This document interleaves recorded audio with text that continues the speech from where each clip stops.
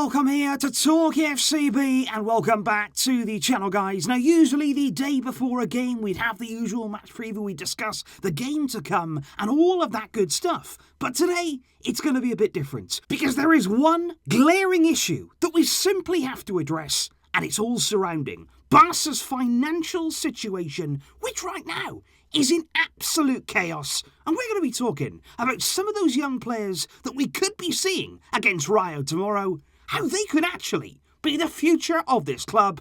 It's all coming up in today's video, so let's get to it. Because indeed, on Wednesday in the Copa del Rey round of 16, Barca are going to be coming up against Rayo Vallecano of the Segunda Division right now. They're battling among the promotion places, and it is going to be an interesting game. But I want to focus here about what came out on Monday. Because on Monday, Barca officially released the club's annual financial report, which further highlighted extremely worrying figures when it comes to the level of debt the club currently finds itself in, due not only there to the coronavirus pandemic, but it has to be pointed out, and it has to be really hammered home here. This is because of the utter mismanagement from Bartomeu and his board, which has left the club and will continue to leave the club even when the new president comes in very dangerous waters. Because in that annual financial report that Barca did indeed officially release yesterday, the sheer amount of debt that we as a club find ourselves in, it's staggering. It is absolutely extraordinary that Barca right now are in debt of 1.2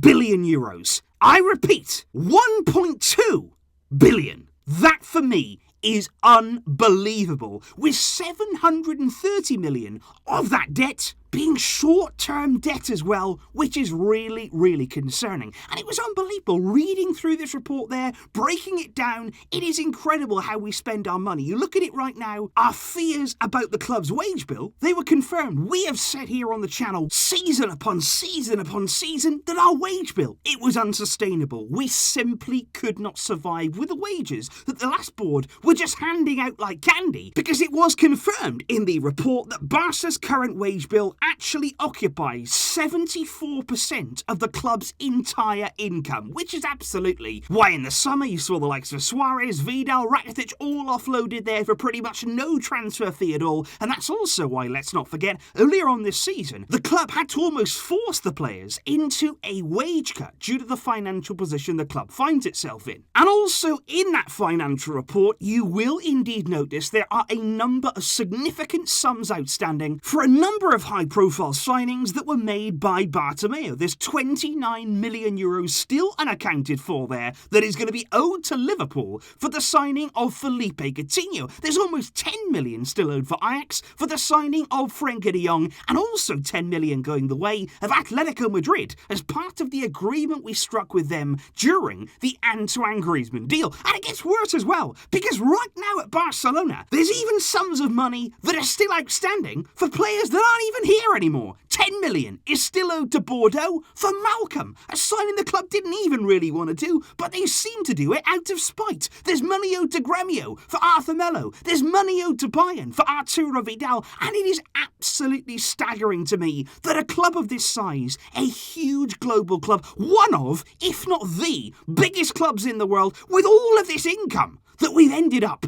in this kind of state.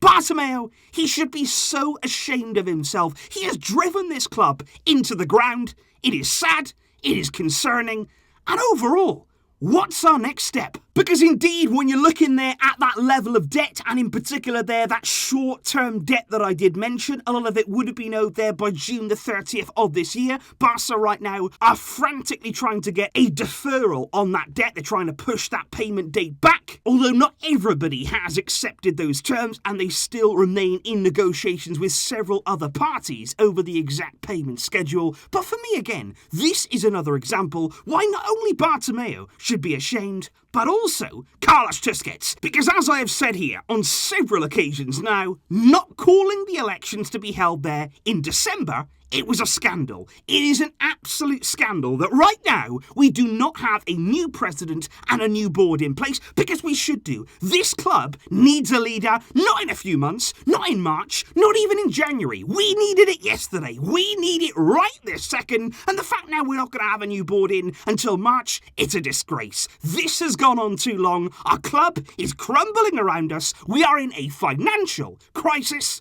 And quite clearly, we need some leadership and we need a plan from somewhere. And that, of course, leads us on to tomorrow's game, guys. And this all ties in here with something that I've been going on about. We've all been saying now for season upon season upon season, we've been moving away from our roots. You look at the amount of transfer fees there that are owed. You look at the wages that this club has had to accept from all of these high-profile players under Bartomeu's leadership. Why do we need to do any of that? Our most successful period in our club's history, when did it come? It came when we trusted in our own. It came there when we produced our own talent. We didn't need to go out and buy players here, there and everywhere. We looked after our own, and that is why, heading into tomorrow's game against Rayo, let's put some faith in youth. Let's actually give it here to the youngsters, because forget about signings. You can talk about players coming in, you can talk about what we need in this team, and of course there are areas that we'd like to strengthen, but the money, it is not there. We have to focus here on getting out of this financial situation, and for now, forget about signings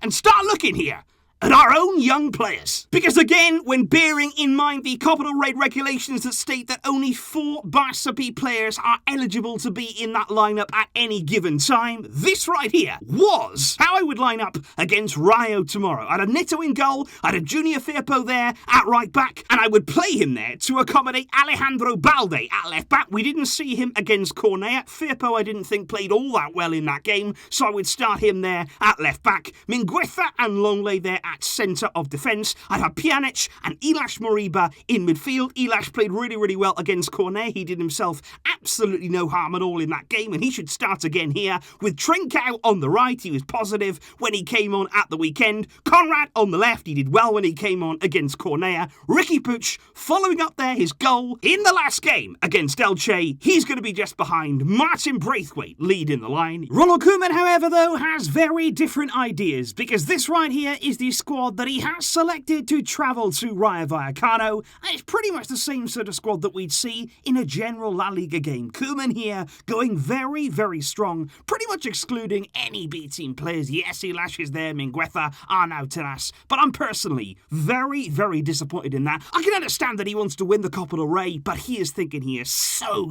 short term, which is exactly what got us in this mess in the first place. But there we are. So obviously, guys, that there was a bit of a different preview to usual, but I just felt, given those extraordinary circumstances, given those figures that came out yesterday, we could not ignore those. We have to start looking now to a brighter future, to a more sustainable future. That's the most important thing. And that comes again when taking back our core values, trusting in our own, looking at what we've got before we look elsewhere. And that should all start right here. Let me know your expected team and who you would like to see in tomorrow's game against Rayo. And of course, let me know all of your thoughts on our financial situation. Thanks for watching, guys. And thank you, as always, for your amazing support. We will keep on pushing, whatever it takes. And until next time, Visca El Barça.